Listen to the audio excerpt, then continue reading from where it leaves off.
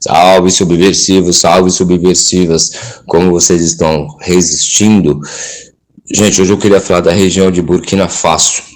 Essa região já era povoada desde 14.000 a.C., com assentamentos agrícolas desde meados de 3.600 a.C., com uma diversidade étnica abrangente, com dinastias e reinos distintos se alternando no comando da região, seguindo o que outros reinos do continente faziam simultaneamente a eles.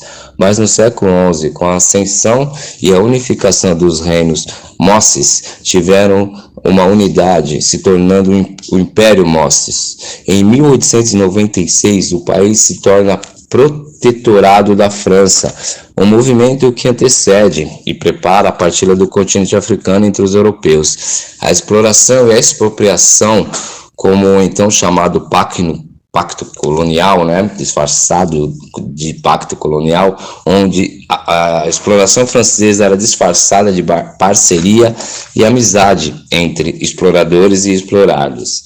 Por trás dessa falácia, a França impôs até a moeda francesa, instituições, e brutalmente foram escalonando o domínio no território, com uma intromissão brutal, onde apoiavam golpes de estados, assassinato, entre outros artifícios, para se manter a manipulação e os interesses franceses no país. Um desses assassinatos que mais chamou a atenção do mundo foi a do líder e revolucionário Thomas Sankara, famoso e respeitado líder do país.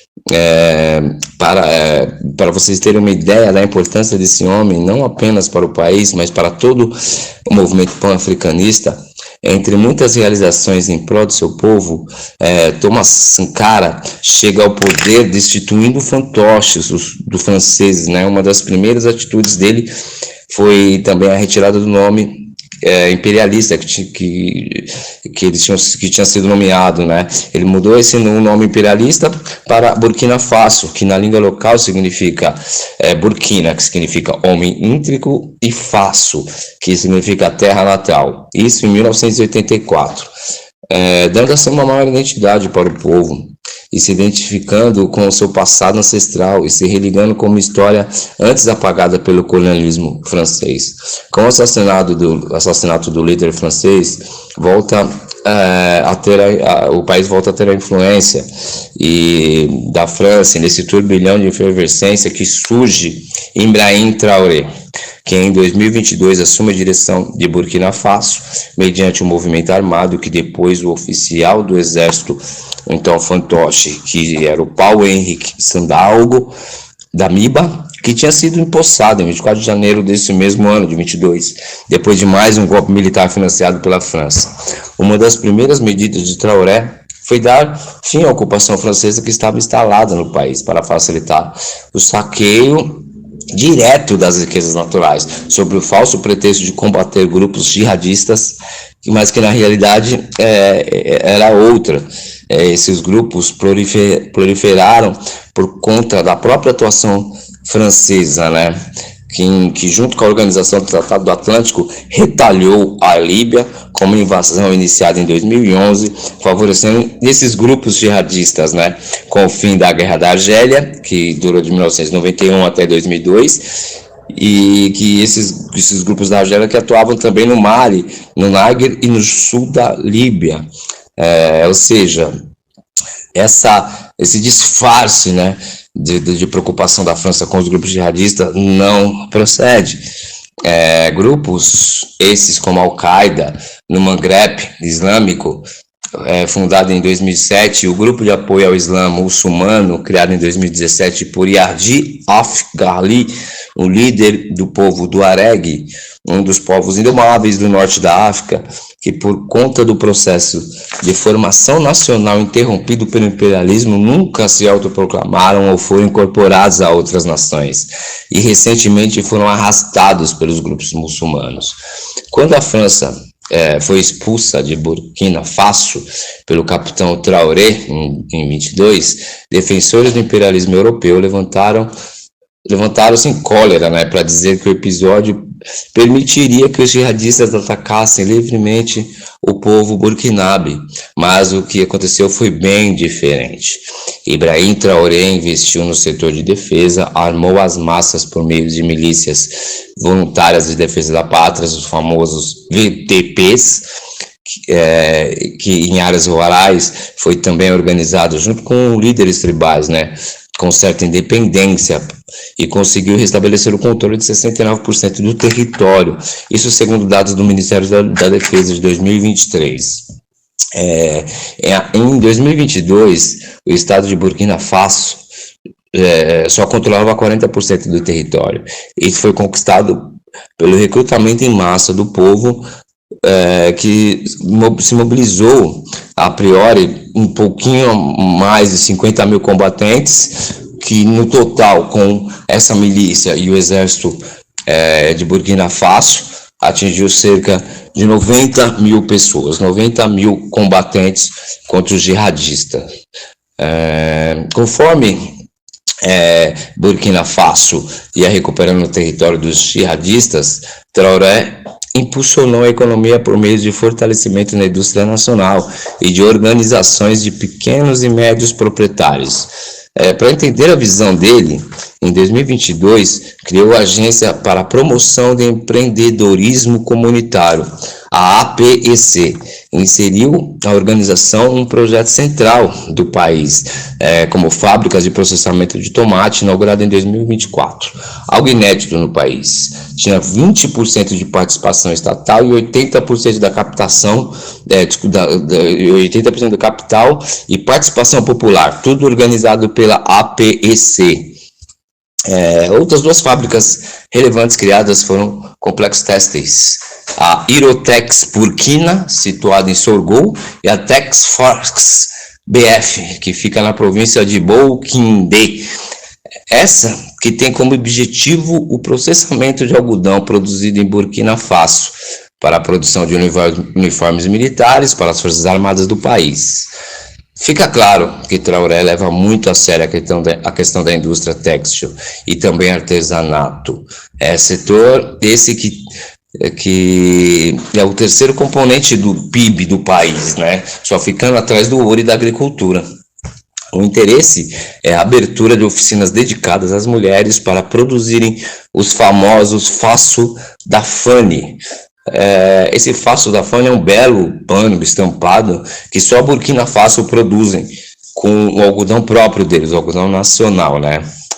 Ibrahim Traoré inaugurou em agosto de 2024 o primeiro parque industrial farmacêutico, focado na produção de medicamentos genéricos, como paracetamol de 500 miligramas, o fluoroclucinol, um antiespasmódico e um kit de sais de reidratação oral e zinco para o tratamento, né, dessa desidratação, o que teria alcançado a capacidade de produção que atende às necessidades locais do país. Mas o olhar desse novo governo também focou para outro campo.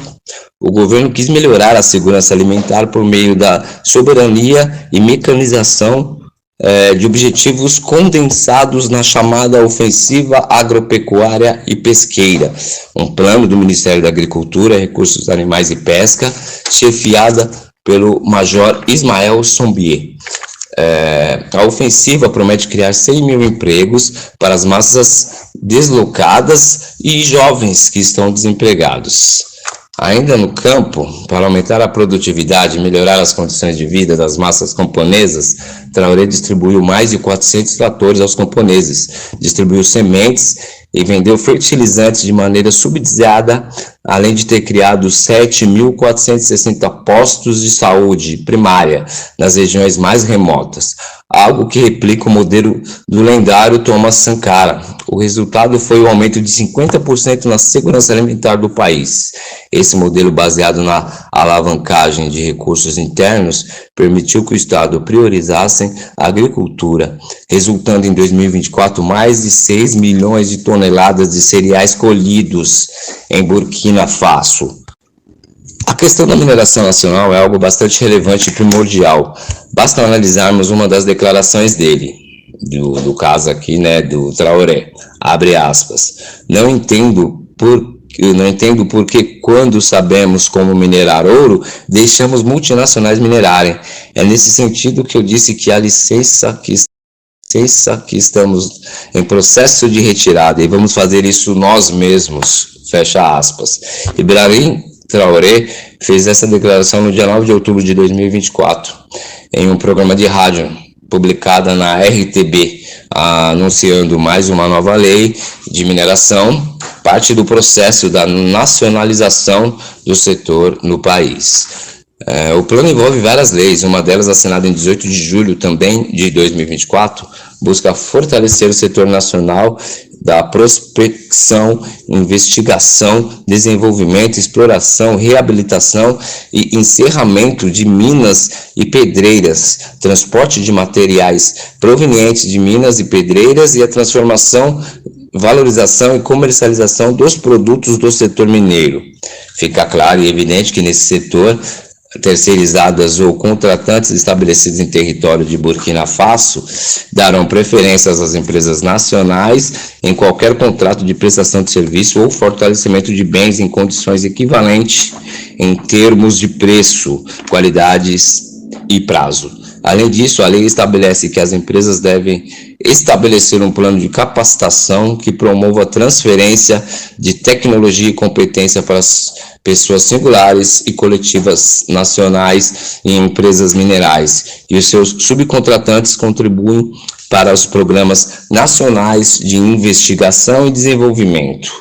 Em uma outra lei, o governo taxou operações de mineração, o ouro passaria a contar com uma taxa de imposto de 40% a 50%, quando a cotação do minério estiver alta, né? Ou seja, eles aumentarão para poder ter algum lucro em cima disso. O imposto de renda corporativo para empresas de mineração foi fixado em 27,5%, e os impostos sobre dividendos, juros e pagamentos de serviços estrangeiros variavam entre 12,5% e 15%. Além disso, todos os minerais passarão a contar com royalties. O ouro passou a ser taxado em 5,7% e o zinco em 5%, né, isso em royalties. Todas as taxas são pagas ao governo central, que aloca 20% delas para comunidades locais por meio de Fundo de Mineração e Desenvolvimento Local, a FMDL. Traoré também impulsionou a mineração por pequenos médios proprietários e o refino nacional de ouro. Inauguraram a primeira refinaria nacional de ouro em 18 de março de 2024, onde passaram a trabalhar 2.000 mineiros artesanais. O impulsionamento aos pequenos e médios proprietários permitiu que a PEC lançasse a primeira fábrica de ouro semi-mecanizada no país, localizada na vila de Biumera, comuna de Midebidou, na província de Noubiel. Bom, apesar das enormes conquistas e visões do governo nacional democrático de Ibrahim Traoré, ele tem relações com nações que têm um complicado relacionamento com o Ocidente e limitações com essas potências e superpotências imperialistas estrangeiras. E também conta com uma antipatia dos grandes burgueses do país. O estreitamento das relações com os russos e com os chineses, e graças a essa aproximação, renderam acusações envolvendo até a atuação do grupo Wagner, aquele grupo de mercenário russo, que agora teria adotado o nome de Africom no território de Burkina Faso. O que o governo sempre negou, e pelas informações que se tem lá, é que o grupo Wagner, ou seja, lá qual as novas denominações, não estão mais no país. O estabelecimento comercial com a Rússia e a forte presença no país de empresas de superpotência atômica, a empresa Norgold, ganhou uma licença do governo Traoré para minerar uma área na região centro-norte do país por 4 anos. Mas temos que salientar que ainda tem a presença de empresas de mineração britânica e canadense, como citado acima, de uma maneira diferente, depois da ascensão de Traoré.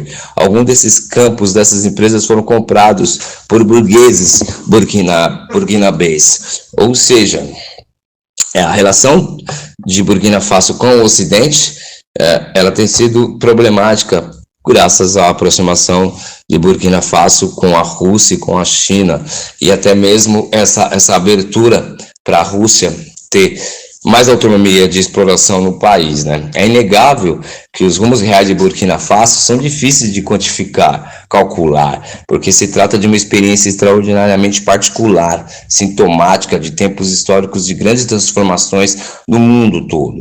O país também fez história com o lançamento dos seus próprios veículos elétricos solares, com 330 quilômetros de autonomia, montados localmente em Ouagadougou, o que é um passo fundamental rumo à mobilidade sustentável e à independência tecnológica africana.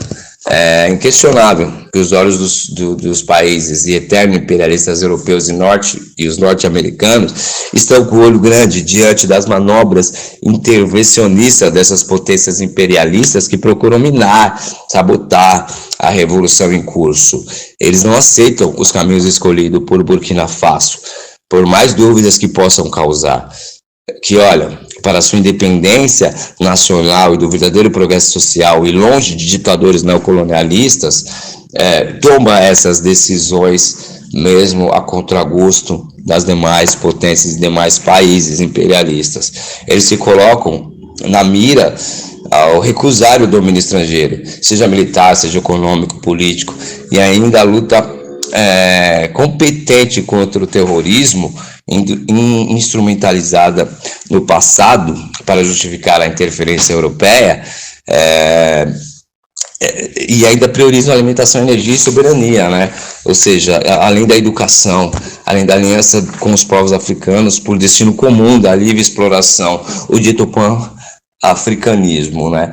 Então, a recusa de continuar sob as garras da França e de qualquer outro país europeu acaba criando mentiras, fake news e contra o país, né?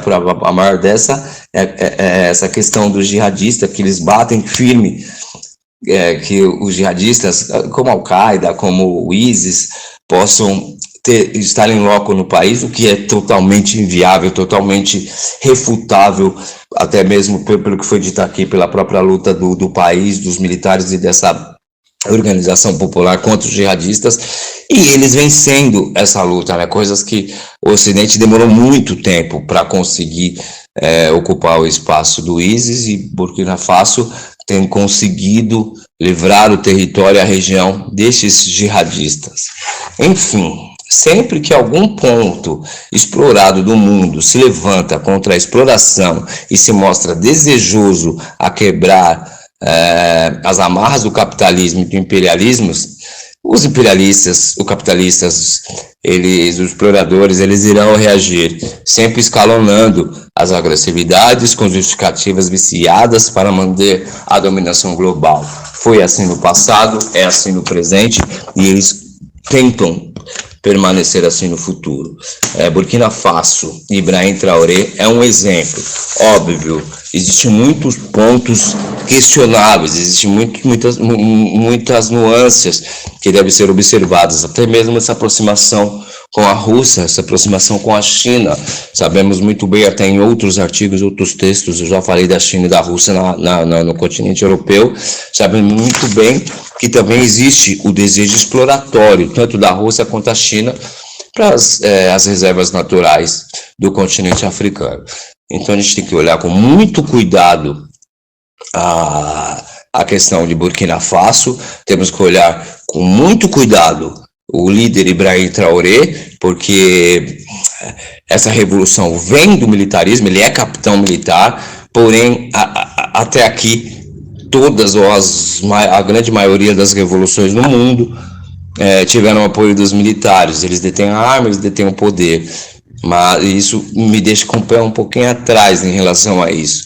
Porém, antes de de depreciar a luta de Burkina Faso e a ascensão de Ibrahim Traoré, vamos observar com cuidado e muita esperança que ele seja um novo libertador, ou menos incentivador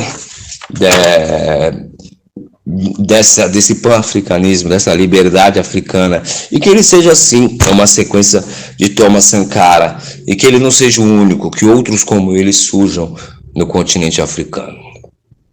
Beleza, subversivos, beleza, subversivas, espero que todos vocês fiquem bem, e lembre-se, resistam para existirem. Até a próxima. É de cura merda, né?